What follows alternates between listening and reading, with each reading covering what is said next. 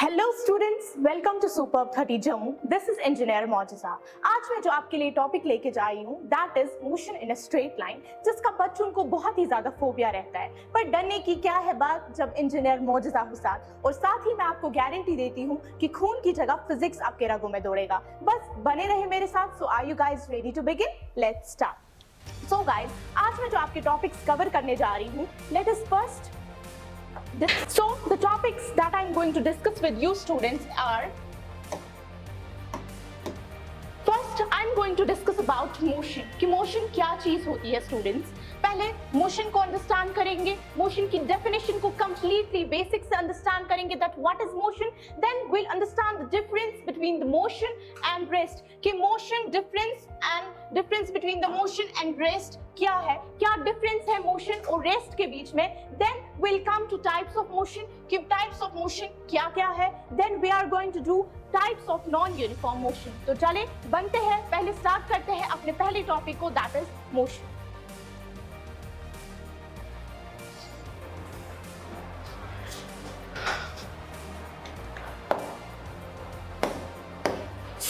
My dear students, what is motion? Motion क्या चीज होती है, इसकी बेसिक डेफिनेशन को स्टार्ट करते हैं कि मोशन क्या है। Motion, an object is said to be in motion। Motion क्या चीज होती है, कब ऑब्जेक्ट मोशन में होता है? It is said to be in motion if it changes its position with respect to its surrounding। जब ये अपनी पोजीशन को with respect to its surrounding change कर रहा है with the passage of time, with the passage of time my dear students। Example क्या है? That is train moving on rails। Train जो है रेल्स पे मूव कर रही है। जरूरी नहीं ट्रेन जो है रेल्स पे मूव कर रही है, bike can also be in motion. जब भी कोई ऑब्जेक्ट अपनी पोजीशन को चेंज कर रहा होता है with respect to its surrounding, time के साथ चेंज कर रहा होता है, तो वो ऑब्जेक्ट जो है मोशन में कहलाता है। Hope guys it's clear to you. तो बढ़ते हैं नेक्स्ट की ओर दैट इज रेस्ट। और डिफरेंस क्या है रेस्ट और मोशन के बीच में?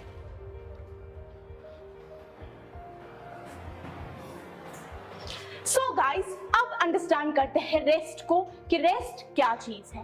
अब अगर हमने देखा कि मोशन जो है, अगर बॉडी जो है अपनी पोजीशन को क्या कर रही है, चेंज कर रही है विद रिस्पेक्ट टू सराउंडिंग्स, तो रेस्ट क्या होगा? इसका obviously it's gonna be opposite. ये ऑपोजिट हो जाएगा। तो rest will be that the object will not change its position with respect to its surroundings. यहाँ पे मैं आपको अंडरलाइन कराती हूँ, the object if it doesn't change its position, यहाँ पे ऑब्जेक्ट जो है अपनी पोजीशन को चेंज बिल्कुल नहीं कर रहा है with respect to surroundings, with passage of time। So the book lying on a table, for example, मैंने क्या है, मैंने हाथ पे अपना ये मार्कर रख दिया। So this marker is at rest with respect to its surroundings. मैं जो हूँ, मैं यहाँ पे चल रही हूँ। दैट मीन्स मैं क्या कर रही हूँ, अपनी पोजीशन को चेंज कर रही हूँ with respect to my surroundings. मैं वॉक कर रही हूँ, फॉर एग्जाम्पल मैं थोड़ा आगे चली, मैंने क्या किया, मेरी फर्स्ट पोजीशन ये थी, मेरी सेकंड पोजीशन ये आ गई। मैंने अपनी पोजीशन को चेंज किया with respect to surroundings. Marker को मैंने अपने हैंड पे रख दिया, लेकिन मार्कर जो है इट इज एट रेस्ट। क्योंकि ये अपनी पोजीशन को चेंज नहीं कर रहा है with respect to surroundings. Hope guys आपको ये चीज क्लियर हो गई होगी। Hope you guys understand the difference between what is the difference between motion and rest. उसके बाद बढ़ते हैं नेक्स्ट स्लाइड के आगे। चलो चलते हैं।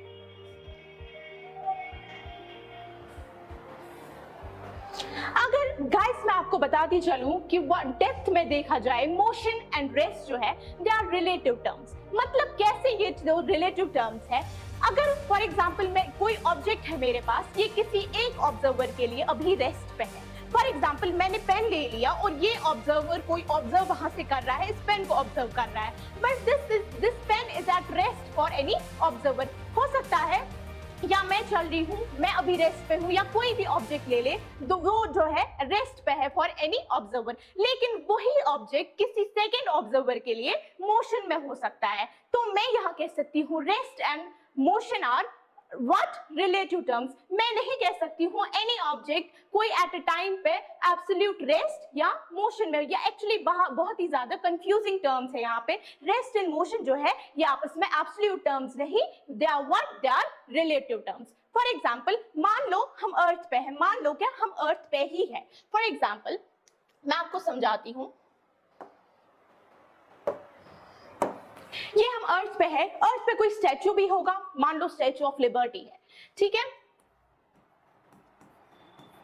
गाइस, इस अर्थ पे हम भी एग्जिस्ट करते हैं, स्टैचू ऑफ लिबर्टी भी है, इस अर्थ पे मैं भी हूं, ठीक है। मेरे लिए जो ये स्टैचू ऑफ लिबर्टी है ये एक जगह पे रेस्ट पे है, ये एक जगह पे खड़ा है because it is a statue, ठीक है। तो मेरे लिए ये जो है ये क्या है, ये रेस्ट पे है। For me the statue of liberty is at rest. But अगर कोई ऑब्जर्वर ऐसा होगा जो जूम करके क्या हो रहा होगा, जो जूम करके स्पेस में घूम रहा होगा, फॉर एग्जाम्पल यहाँ कोई ये है एस्ट्रोनॉट है, स्पेस में घूम रहा है, ठीक है। इसके लिए जो ये प्लैनेट है, मेरी अर्थ है, ये अपनी एक्सिस के अबाउट रिवॉल्व कर रही है, ये अपनी एक्सिस के अबाउट रिवॉल्व कर रही है। तो मुझे बताओ जो इसके लिए ये जो स्टैचू ऑफ लिबर्टी होगा, ऑब्वियसली ये भी घूम रहा होगा, तो इसके अकॉर्डिंग क्या है, ये जो है इसके अकॉर्डिंग ये स्टैचू ऑफ लिबर्टी ये मोशन में है, इसके अकॉर्डिंग ये मोशन में है। तो इसी कंडीशन, इसी स्टेटमेंट को हम बोलते हैं that rest and motion are relative terms. ये कभी एब्सोल्यूट टर्म्स नहीं हो सकती है। अगली स्लाइड से, अगली एग्जांपल से मैं आपको समझाती हूं, चले देखते हैं।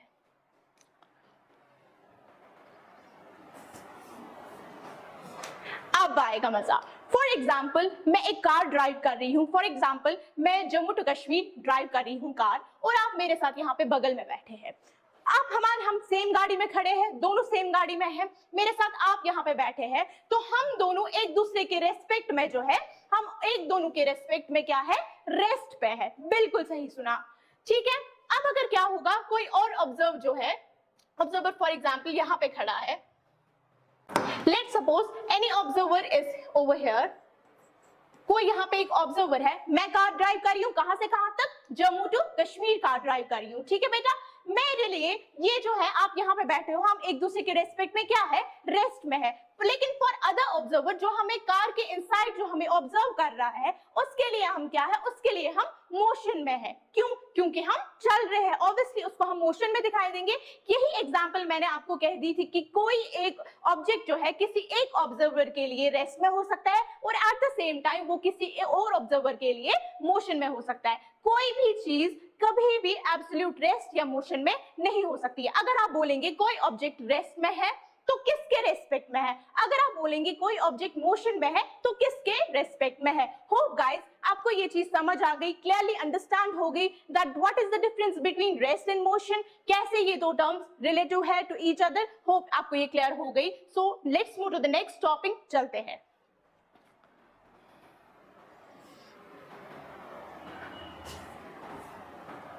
So guys, let us now understand about types of motion, कि मोशन की क्या टाइप्स है। सबसे पहले हमने बेसिक्स से स्टार्ट किया था कि मोशन क्या होता है, अब अंडरस्टैंड करते हैं types of motion.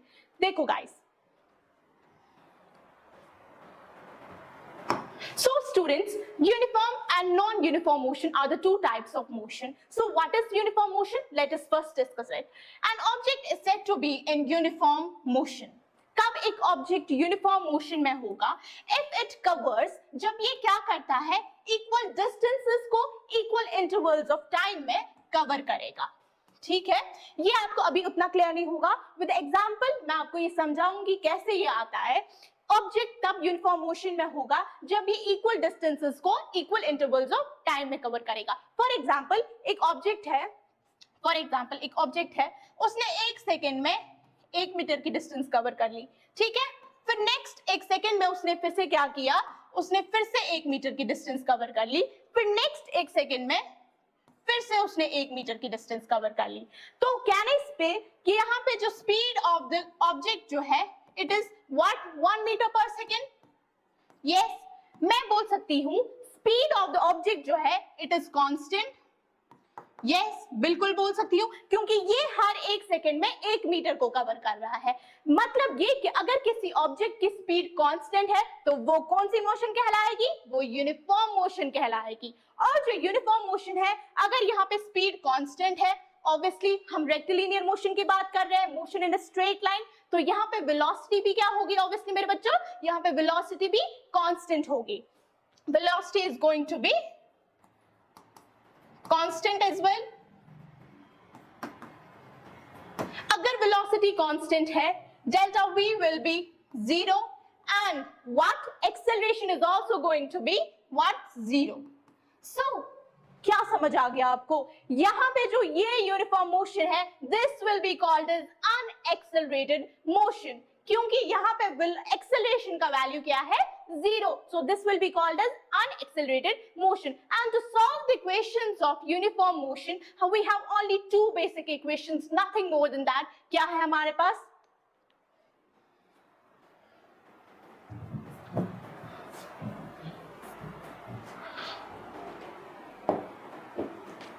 We have two basic equations.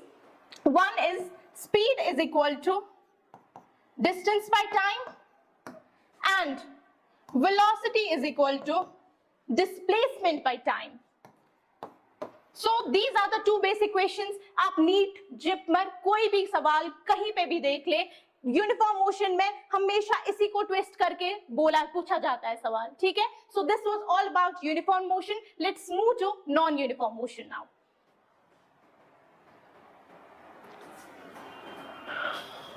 Coming to the non-uniform motion, a body is said to be in non-uniform motion. अब मेरी body जो है non-uniform motion में कब हो? ठीक है? A body is said to be in non-uniform motion. ठीक? If it changes its velocity, जब भी अपनी velocity को change कर रही है with respect to time. यहाँ पे क्या है? यहाँ पे speed of the body as well as the direction of motion can change or both can change with time. ठीक है? या मैं ये सब कह सकती हूँ that body क्या करती है? Body is going to cover unequal distances in equal intervals of time. ठीक है? Body is going to cover unequal distances. ठीक है? अगर body यहाँ पे unequal distances को cover करी है, my speed is not going to be constant here. Obviously, my speed is not going to be constant. ठीक है? Speed constant नहीं है, velocity भी constant नहीं होगी. Obviously, velocity variable है, acceleration का कुछ ना कुछ value जरूर आएगा. अगर ये obviously acceleration का value आएगा, तो ये कौन सी motion कहलाएगी students? It will be called as accelerated motion. Yes, अब accelerated motion के कितने cases हैं? आइए वो discuss करते हैं.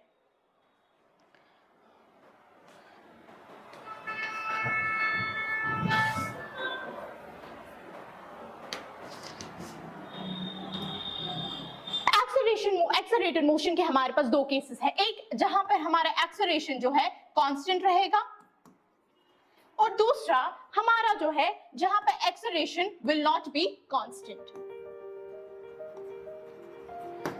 The first case is called as uniformly accelerated motion. This will be called as uniformly what? Uniformly accelerated motion.